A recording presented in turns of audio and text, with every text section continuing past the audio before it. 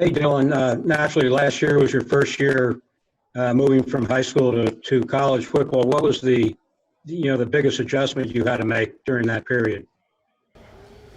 I would say the biggest adjustment is just learning more about the game and reading defenses and the speed of the game. I think that was just the biggest adjustment. I mean, it's the same game, it's just a little bit faster, bigger people, stronger people. Next question, Kelly Quinlan from Rivals. Hey Dylan, I'm curious kind of how the adjustment's been with everything going on and kind of what your workouts kind of look like over the summer, and then kind of how you've been able to keep your conditioning, all that, before you guys came back to camp. It's been pretty much the same workouts, just a lot of safety protocols that go into it, and we just got to make sure that we're staying on top of that so that we can all be safe and keep our families safe. But other than that, everything's pretty much the same conditioning, same workouts. So I feel good about where we're at, and strength-wise and conditioning-wise. Ken Segura from the Atlanta Journal-Constitution. Hey, Dylan. Kind of to follow up on what Kelly was asking, do you sort of have a plan, or does the team have a plan of, when school starts and classes are going and classmates are getting together and that sort of thing, like how you're going to approach that as far as whether you go to gatherings like that or whether you always wear a mask or whatever it might be? As far as I know, we're just going to try to do the best that we can to stay away from other people and stay in our own bubble. But nothing specifically that I know we have to exactly do, but just try to stay away from other people and not borrow other stuff from people that are outside of our bubble. I'm sorry, you said not borrow stuff? I'm sorry? You said not borrow things? Is that what you said? Yeah, like not get near them, socially distance, and just like try not to get inside too close, 6 feet, stuff like that. Don't borrow a pencil from them if they, nothing like that. Next question is Patrick Canaro from the Dahlonega Nugget. Hi, Dylan. Hi, good morning. I was just wondering if it's indirectly meaningful for you to have your former teammate get drafted. Of course, the NFL is topsy-turvy like everything right now, but you stay in touch with Tyler, and is that meaningful for you going forward in your collegiate career?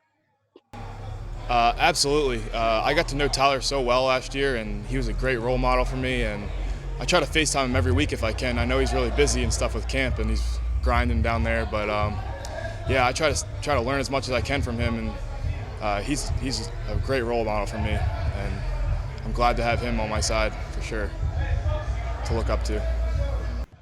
All right, we'll do a couple more with Dylan Deveney. Next up is Kelly Quinlan from Rivals. Hey Dylan, I was curious what it's like for you now to be the old guy in the room.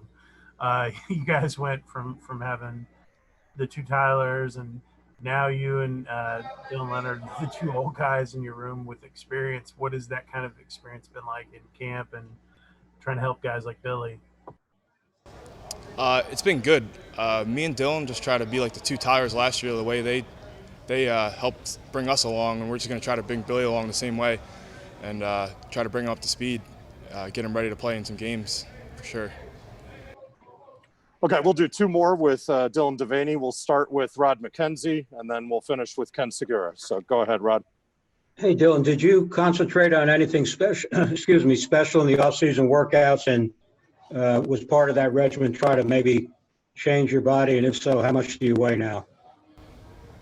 Right now I'm about 261, 262 every day, and I just try to get leaner and just get faster and stronger.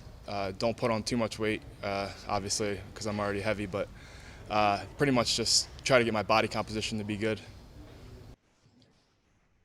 Ken Segura, if you want to wrap us up with Dylan Deveney. Yeah, about being the Tylers to Billy. I remember hearing a lot from Tyler about how, like on Sundays, you guys met at 6:30 or whatever it was in the morning. Is that something in the plan you're going to keep, or do you have plans to change things up a little bit in those regards? No, I think I want to keep the same things that Tyler's brought to the table, and meet at 6:30 and do extra work and work our processes and just try to get better. Okay. We're ready to get started here with Dylan Leonard. So just like before, please use the hand raise function in Zoom if you have a question, and we'll call on people for questions for Dylan Leonard. And the first question is from Rod McKenzie from 247 Sports. Hey, Dylan, what was the experience like for you last year coming in and really not knowing whether you were going to play or not? And of course, you made the best of that. And what was that experience like for you? Yeah, obviously I came in as a walk-on, and I came in a little smaller than I am now. And Coach Wiesehan and Coach Collins told me what I needed to do to get to where I am at now, and I did that. So I just had to come in with a chip on my shoulder, knowing that I'm kind of at the bottom of the barrel coming in. So just working my butt off, and it was first start off with special teams, getting on punt and kickoff return, and that eventually trickled into me getting reps at tight end. And this year, hopefully, I'm competing for this #1 spot. Next up, we have Kelly Quinlan from Rivals. Hey, Dylan, I believe you got put on scholarship, correct? That is correct, yes, sir. What was that like to find that out from Coach? And kind of can you talk about that experience? I imagine that was man. great for you. Yeah, that was surreal for me because I came in. Obviously as a walk-on, it's coming in. That was my goal. And when I first came in, I was weighing about 215, and Coach Collins and Coach Wiesehan told me if I get up to my weight, I'm now about at like 243. They told me you're gonna earn a scholarship, and they stayed true to that word, and I respect the hell out of that. So I got there, I got to my weight, I did everything they told me, and he ended up giving me the call right before he went on winter break, letting me know. He said gave me a good Christmas present, so he wanted me to go home knowing I was going to be on scholarship. So it was just awesome to see my parents being proud of me, and I'm just being proud of myself. So I really enjoyed that. Next up is Ken Segura from the Atlanta Journal-Constitution. Hey, Dylan, I'm curious, how different does the room feel without the two Tylers there, and obviously you and Dylan kind of being the older guys? It's definitely different without them. I think they prepped me and the other Dylan really well to be able to take over the roles that they held. So me and Dylan tried to do that to the best of our ability, especially with the younger guys, bringing them along with us, because the way they both did it was the exact right way, and we just try to replicate that, and I think we're doing a pretty good job so far. We just got to bring some of these young guys with us, and yeah, but it's definitely different, but I think we're doing a good job in filling their roles. Time for a couple more for Dylan Leonard. We'll start with Kelly Quinlan. Hey, Dylan, I was curious how Billy's coming along and kind of what you've seen from him as well as a guy. You were in his shoes a year ago. Were there things you were able to help him with that you saw and that kind of thing? Yeah. I can definitely feel for him. I was in his shoes just a year ago. To learn this offense, it takes time. It does. He's making his mistakes, but he's also showing us a lot of potential in what he can do. So we just try to meet with him outside of meetings as well to kind of catch him up to us. But overall, he's been doing good. He's been doing real good. He's a big guy. Once he gets down the offense and gets up to the speed that me and Dylan are at, he's going to be a real good player.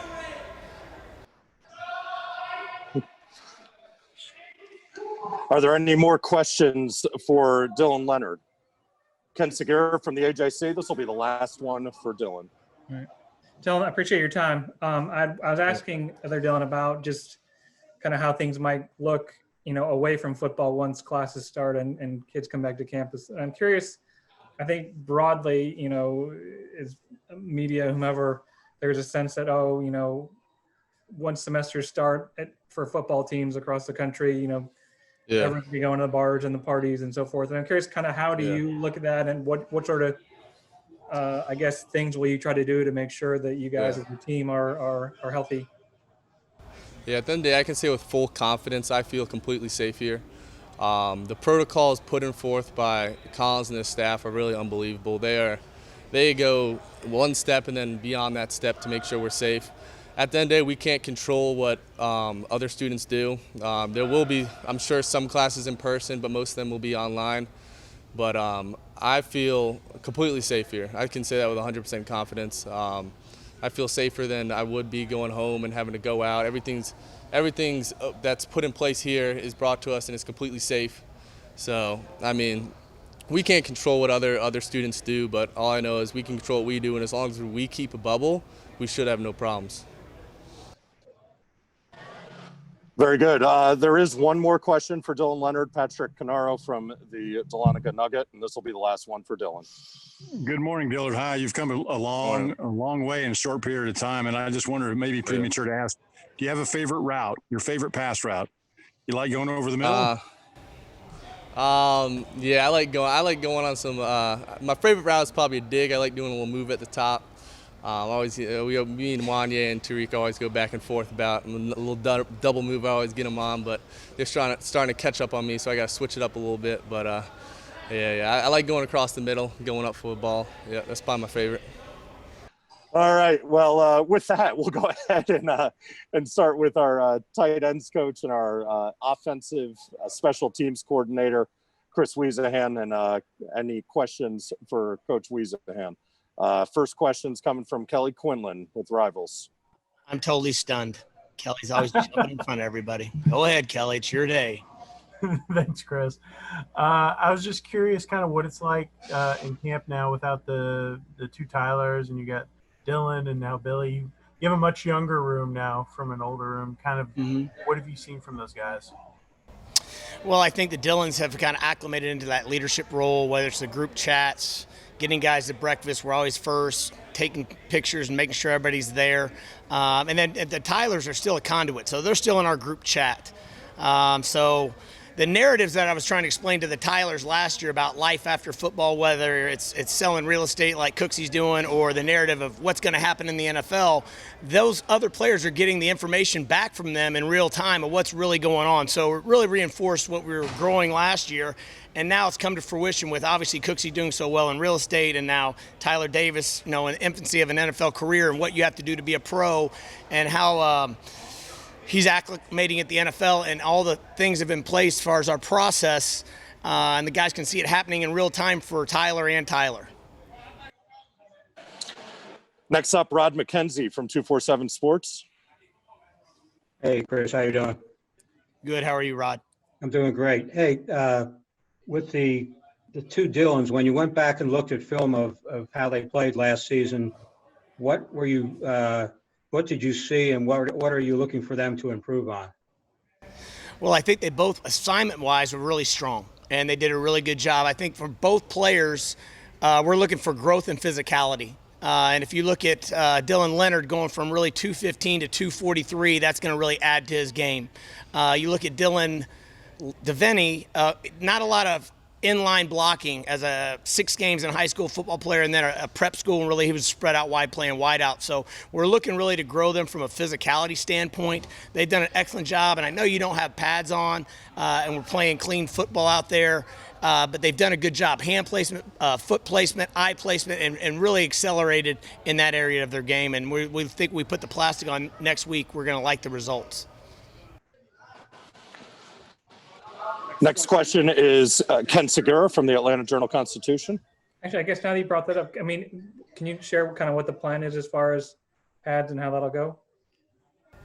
I think we're going to go through another test. We want to make sure everything's clean. We're on schedule really to put on the pads the same time we would have if it was a normal situation, counting back from our game. So next week that'll probably come to fruition. Coach had a great plan in place from a safety perspective for our players, playing clean football, getting the offense and the defense installed, as well as the special teams. And when it's time to put the plastic on and the time is right and we count back from the games, I mean, we're right on schedule.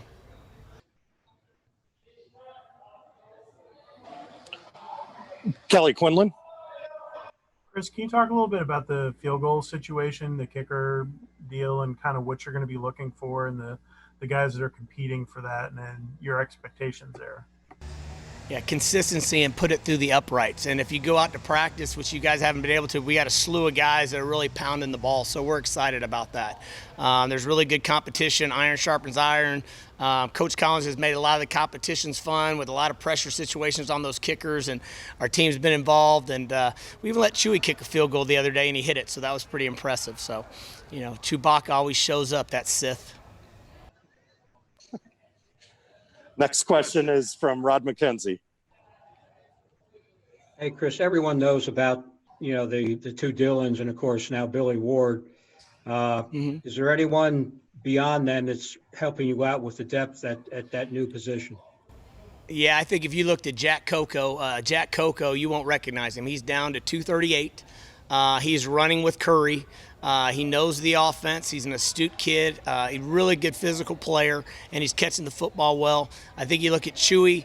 Chewy has stepped in that same role, and he's that guy that knows the offense. We can go 12 personnel, getting 10 personnel sets. And then Bart Miller has really changed his body. We call him Bart. His name's Chris. And he's done a great job down the field catching the ball, and he's always been a really good inline blocker. Even as a young guy, his weight, he's up to 250 now. A kid that came in the 218s, he's up to 250. So we're really building that position the right way. Ken Segura. Chris, I was asking Dylan, actually both of them, this about just kind of what happens next with, the kids as the semester starts and there's, social opportunities, things like that.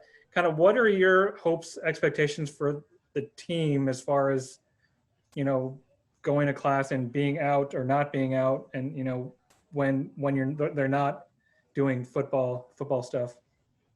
Well, it's very easy. It's the team. We want to play football. We have everything laid out in front of us. Coach Collins is a COVID coach, right? He's not even hardly coaching football. Everything on his mind is COVID related, the health and safety of our players. And then when they have to leave the football, they have to know what's right. And we give that information constantly via text, FaceTiming them, make sure they're at the right place, and make sure they're taking care of each other, right? Because that's what it's all about. If we want to play football, then we're going to follow the protocols that we have in place and do the right things and control the controllables. Kelly Quinlan. Chris, I was curious, as a former offensive line coach as well, your guys last year at tight end kind of had to cheat a lot to help them out. Do you feel like maybe they can be more involved in the offense just in general now as you see the progression of the offensive line as well? Well, I think Brent Key did a great job last year. I mean, it was musical chairs, putting guys in and out, and he did a fine job. I think the quarterback play has been elevated. I think we're really running our offense at a fast pace right now, really getting back to who we want to be truly. And I think the tight end's going to be involved. I mean, I think the tight end's going to be a group that's going to catch 70 balls this year. So however that sorts out between the 3 and 4 guys that are in the game. And I think the O-line is going to be wonderful. We're excited about them. We're excited about the quarterback position. Obviously, the running back position, we have really good skill players. And we're excited to be running the offense at the pace at which we're running it. Time for a couple more for Coach Wiesehan. Ken, we'll start with you. I was wondering especially about Dylan Deveney. Obviously, he's, I guess, still learning the game. I'm curious, to what degree do you see that he has so much more to learn or develop as far as his play and his growth? Well, I think, that time off, quote unquote, that we had where we weren't having spring ball and all those things was really a great teaching time via Zoom. So we got to make a bunch of NFL cut-ups. We really studied a lot of offenses, but we really studied a lot of defenses. And the defensive structures, disguise coverages, and that acclimation, that time for teaching was wonderful. And I think that those guys really gravitated to that. And I think Deveney is a guy that he really learned the front last year really well for a guy that was in spread. But now the adjustments in the coverage, the adjustment to his route patterns, all those things, he's playing a really high level of football with truly minimal MAs throughout this practice. He's probably had 4 MAs through all these practices. Okay, we'll go ahead and wrap up with Kelly Quinlan. Chris, I was curious, what's been the weirdest thing for you in all of this as a coach and getting used to, kind of the new protocols and that kind of thing, and the biggest struggle, I guess, for you as well? Well, you automatically think the teaching part of it, maybe the meeting part of it, but that really, the way Coach Collins has it set up, I think it's been awesome. I think the part you miss the most is just hanging with the players, having the guys over for dinner, right? Having the guys over and hanging out with your family, or just being in the locker room with everybody in there and hanging out with the guys. The family portion of it for this group and this team, the way it's built. Those are the things that is the weird, that's the strange, the oddity. not to be able to just go hang with the guys like we traditionally do here.